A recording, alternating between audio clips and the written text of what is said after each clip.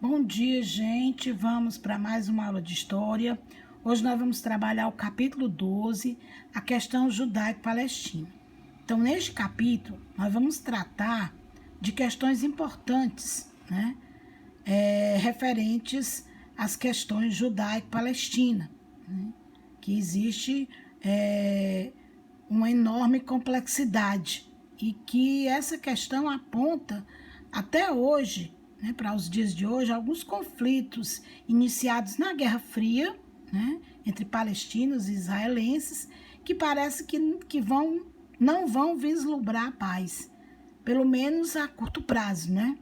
E assim, nós vamos praticamente ver de forma ininterrupta atentados, conflitos entre esses dois povos, né? Então, aqui nesse capítulo, nós vamos trabalhar de uma forma, né, que possa constituir uma boa oportunidade de vocês verem a importância da tolerância e do respeito ao outro.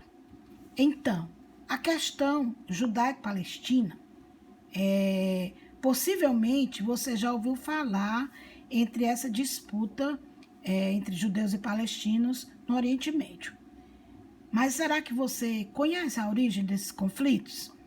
Pois bem, a Palestina ela foi o local onde os judeus, que é os hebreus, se estabeleceram na Antiguidade, no século I a.C. Ao ser conquistada por Roma, a Palestina recebeu o nome de Judéia. Os judeus organizaram uma grande revolta contra o domínio romano, que foi reprimida. Depois disso, a maior parte dos judeus se refugiou em vários outros territórios, né? Mantendo, porém, a sua identidade cultural. É o que nós chamamos de o grande cisma do Oriente, né? Então, nos séculos seguintes, muitos se fixaram na Europa Central e Oriental, mas as perseguições contra eles eram constantes. Foi ali que nasceu, no século XIX, o movimento político conhecido como sionismo, de Sion, uma colina situada em Jerusalém, que defendia a reunião dos judeus de todo o mundo em um Estado judaico soberano na Palestina, território que pertencia ao Império Otomano no século XIX, quando grupos de judeus começaram a migrar para aquela região. Então aí nós sabemos que o Oriente Médio, né, é uma região de conflitos que nunca teve paz. Vez por outra a gente escuta nas mídias, né, algum disparo de alguma bomba, de algum atentado naquela região. O sionismo, que a gente falou agora, né, essa colina que fica situada em Jerusalém, né, que era defendida como um local para reunir todos os judeus em um único Estado judaico e soberano na Palestina. Isso trazendo os judeus que estavam dispersos pelo mundo. Então, a gente mostra aí, né, que o sionismo, também chamado de nacionalismo judaico, é esse movimento político e filosófico que defende o direito à autodeterminação do povo judeu e a existência de um Estado judaico independente, soberano, no território onde historicamente existiu o antigo Estado de Israel. Então, com o surgimento do nazismo na Europa, o sionismo toma força e os judeus começam a migrar para a Palestina, formando os kibbutz, que eram uma espécie de colônias agrícolas.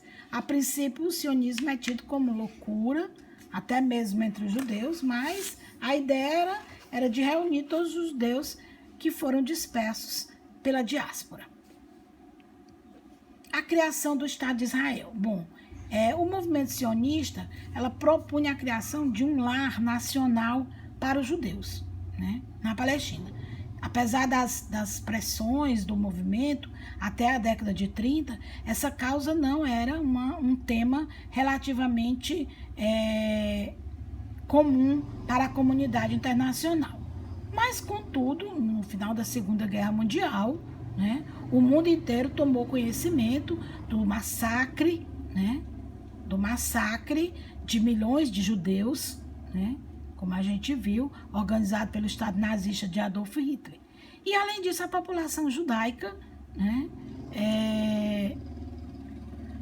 que havia sobrevivido ao Holocausto, em geral, sem recursos, para garantir sua sobrevivência, era vista como um encargo que os governos europeus, né, não estavam dispostos a assumir. Então, assim, o movimento sionista se fortalece entre os anos de 1945 e 48, né, e aproximadamente 85 mil judeus foram viver na Palestina. A Palestina, porém, né, não era uma terra desocupada.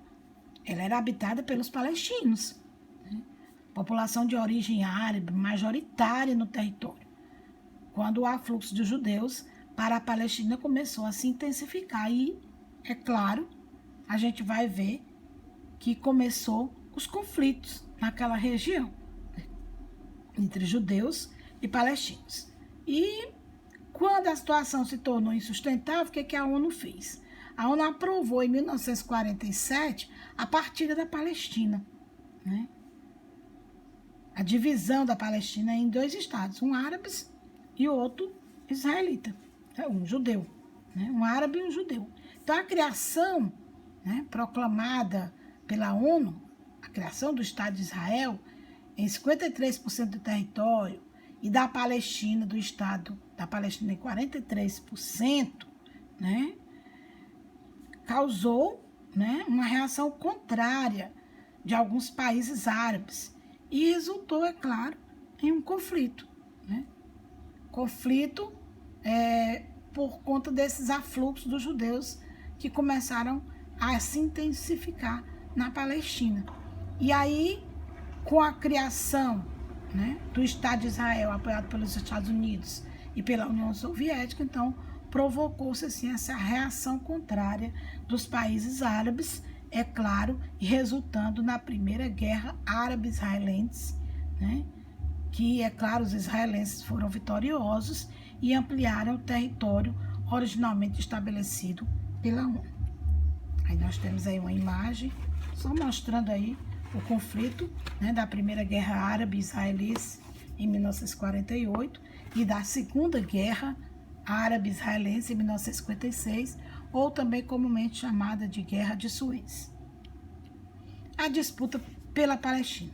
Então, quando os primeiros conflitos se iniciaram, em 1948, viviam na região cerca de 1,4 milhões de palestinos. Um ano depois, metade deles já tinham deixado suas casas para viver em terras palestinas, ainda não controladas por Israel, e em países vizinhos. Né? Então, o que aconteceu? Desde então, os palestinos passaram a lutar pela recuperação de seus antigos territórios, claro, né? E pela criação de um Estado independente. Os palestinos passaram a lutar por essa recuperação, né, dos antigos territórios por ter um Estado independente. Novas guerras começaram a ocorrer depois de 1949. E na luta pela soberania palestina, surgiu a Organização para a Libertação da Palestina, mais conhecida como OLP. Né? Isso em 1964, liderada por Yasser Arafat. Né? O resultado, né, foi o quê?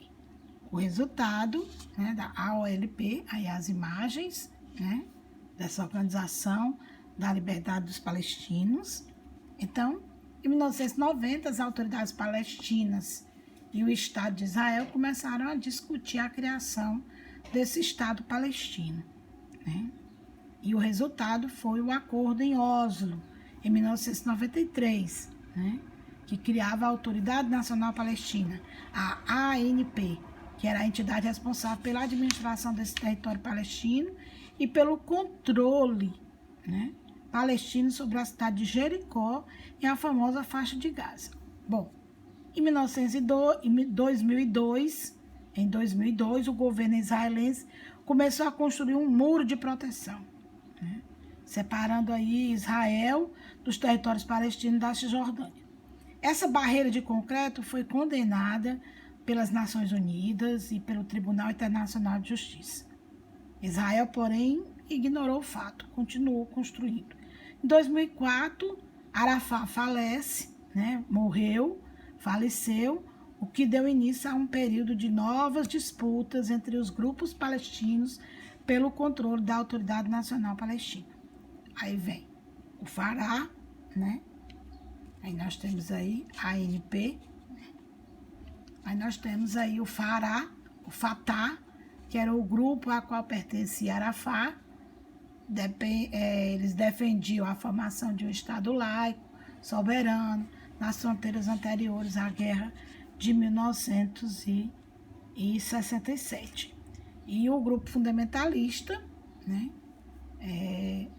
o Hamas, não reconhece o Estado de Israel e prega a formação de um Estado islâmico soberano em toda a Palestina. Já se viu que aí o conflito não ia ser pequeno. Surgiu, então, um novo cenário de conflito, né? Qual era esse novo cenário de conflito? Em 2017, Fatah e Hamas assinaram, né, um acordo de reconciliação, prevendo aí a formação de um governo de união nacional para os palestinos. Só que o governo de Israel reagiu, afirmando o quê? Que caso os dois realmente, de fato, se juntassem, as negociações só seriam possíveis se o Hamas dissolvesse o seu braço armado e reconhecesse o Estado de Israel, né? E condições que nós sabemos que o Hamas não pretendia cumprir. E, portanto, até hoje, nós ainda estamos à mercê de uma paz no Oriente Médio.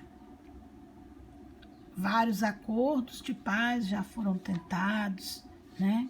O número de refugiados só tem aumentado, só tem crescido, mesmo a ONU criando organismos para ajudar essas pessoas, né? O número, né, não é qualificado. Atualmente, mais de 5 milhões de refugiados saem da Palestina e a maior parte deles vivem em campos de refugiados, na Jordânia, no Líbano, na Síria, na faixa de Gaza, na Cisjordânia. Quer dizer, são campos de refugiados, né, que mostram que a paz está muito longe de ser cumprida, né? Mas vários governos já tentaram negociar essa questão da paz no Oriente Médio. Obrigado, vamos às nossas atividades.